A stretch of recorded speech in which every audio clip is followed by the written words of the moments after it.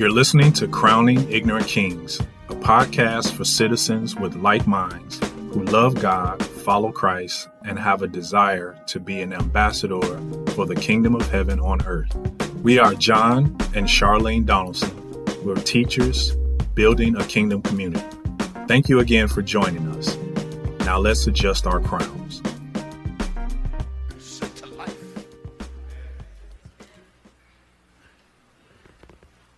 These men gave him their companies, their businesses for him.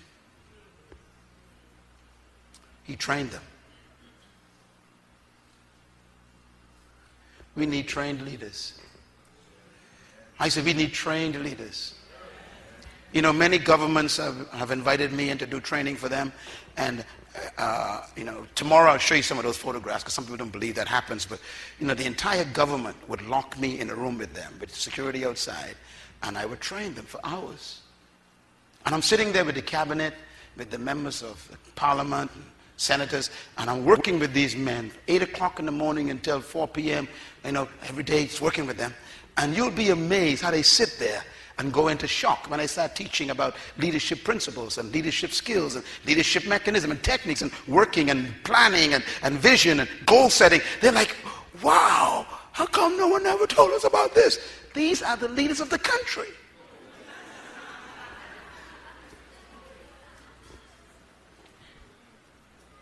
You cannot vote a person into leadership.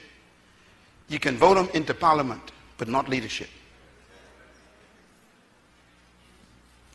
So don't assume that someone in power knows leadership.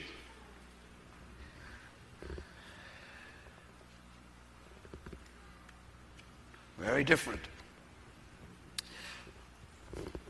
Jesus Christ taught us the kingdom perspective of leadership because he based it on a principle I call purpose. I want to recommend a couple of things to you. Remember this thought. Number one, the most important component of leadership is purpose. We learned that today, didn't we? It begins with purpose, a sense of meaning for your life.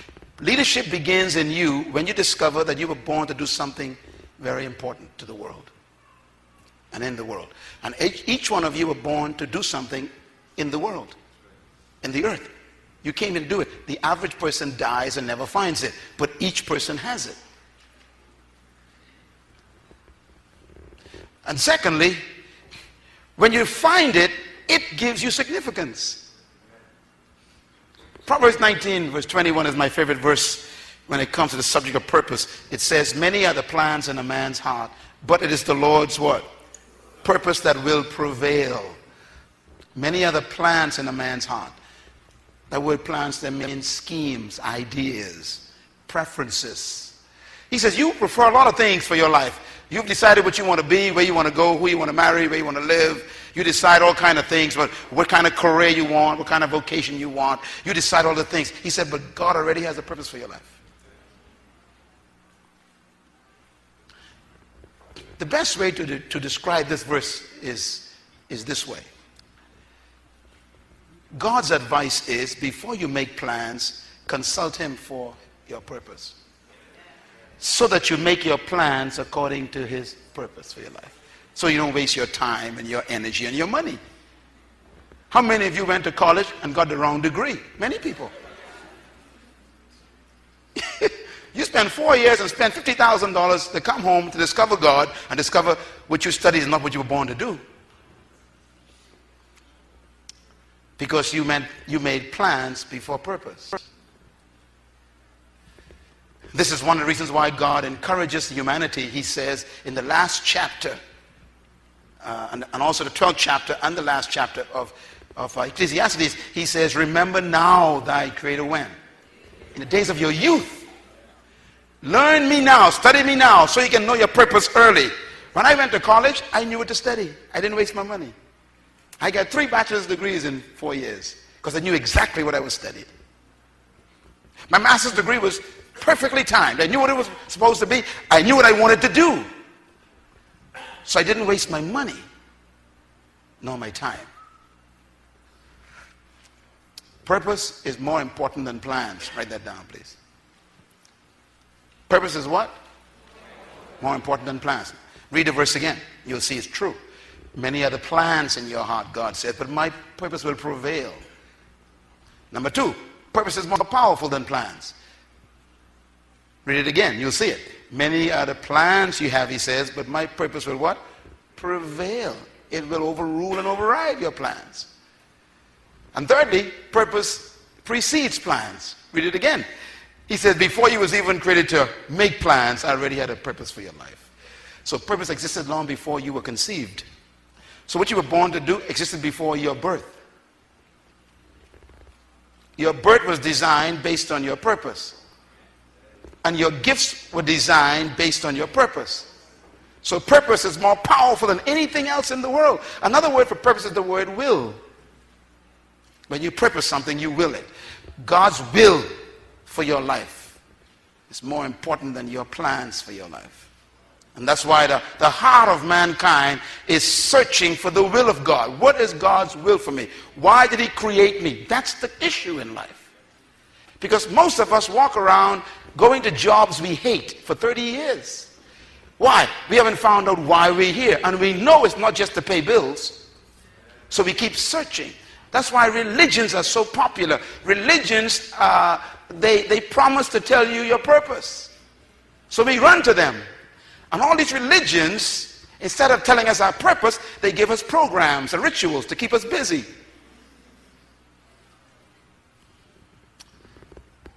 He has a purpose for your life. Leadership is born when purpose is discovered. What is purpose? Write this down quickly. Purpose is the original intent for creation. Number two, purpose is the reason why something exists. Number three, purpose is the desired result that was intended by the creator of a thing. Number four, purpose is the end of a thing. In other words, why did the manufacturer make this thing? What is the ultimate goal for his making it? That's its purpose. Number five, purpose is the source of meaning. If you don't know why something was created, you don't know the meaning for its existence. So the thing becomes in danger. That includes your life. If you don't know why you were created, why you was conceived, then your life has no meaning and your creation has no true essence. You don't know why you came to this planet, and that becomes a source of depression. People commit suicide instantly or gradually because they have no purpose. Why would a man, for example, suck cancerets in his body every day, 5 times a day, just sucking on a cigarette? If he discovered his purpose, he realized, I gotta live, so he stopped smoking. Why would a man drink alcohol and fry his liver cells every single day? Because he haven't discovered a reason for having a liver. So he kills it. Why would you gorge yourself on potato salad and rice and macaroni in the same plate? If you discover your purpose, it'll control your diet, because you got to live long to fulfill your dream when you see it. Is there anybody here? Purpose is so powerful, it chooses your friends, your diet, your library, your relationships, your associations, and where you desire to go. It controls everything. So without purpose, life is an experiment. A leader is born when purpose is discovered. I wanted to talk to you at this point about God's idea of leadership, kingdom idea of leadership. Some of you have a Bible, so you may want to turn to this. Genesis chapter 1 is my favorite chapter. Still. Because it's the only perfect chapter in the Bible. Genesis chapter 1 and 2 are the only perfect chapters in the Bible. Because in those chapters, there's no sin, no destruction, no broken homes, no religion. They're perfect. Man is in perfect fellowship with God in the Garden of Eden. Now, I want you to read verse 26, because this is where leadership is born. God created the heavens and the earth. Then God turns to the man, to the earth rather, and he says to himself, he says, let us make man. The us is referring to the triunity. In other words, God's talking to himself. Let us. The word Elohim is used for God here in chapter 1. Elohim is actually a strange Hebrew word. It means three in one, or one of many. Many in one. It's one of the only words that exist that is a singular plural. It defies the English grammar. Elohim. Let us make man. Everybody say man. Write that down for me, please. Man. The Hebrew word is ish. Ish. The word man here, write this down, is plural. He's not talking about creating one single entity. He's creating a species called man. This is important, please. Ladies, especially, listen carefully. So God said, let us make man. That's a plural word. In other words, I'm going to make an entire species. We're going to call it man. In our own image, the next statement says, and in our own likeness. Image here is a Hebrew word. It's kind of complicated. It means spirit essence. It also means moral nature. It also means character or characteristics. Strange word. Let us make this creature, and the species shall have our character, our characteristics, and our nature. They'll be just like Elohim. So he had to take some of himself out and create this creature. You didn't come from the soil. You came out of Elohim, Jehovah.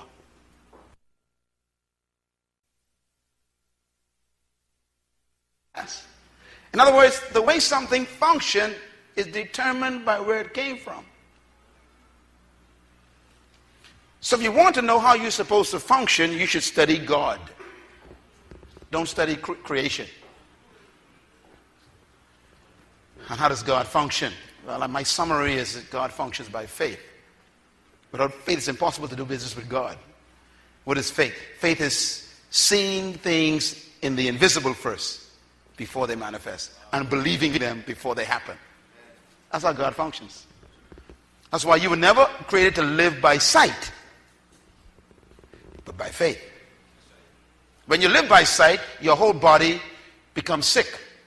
It's called high blood pressure, stress, frustration, and your cells begin to go into shock, and your adrenaline becomes really confused, and that's why your body goes into physical trauma. It's called stress. Your doctors will tell you that the number one disease in Trinidad is stress. I guarantee it. Why? You ain't built to live by what you see around you. Thank you for listening to Crowning Ignorant Kings, where we are cultivating a kingdom community. Please sign up for our podcast, download, like, and share. Look for us on your social media platforms. If you'd like to reach out to us, please send us an email at crowninignorantkings@gmail.com.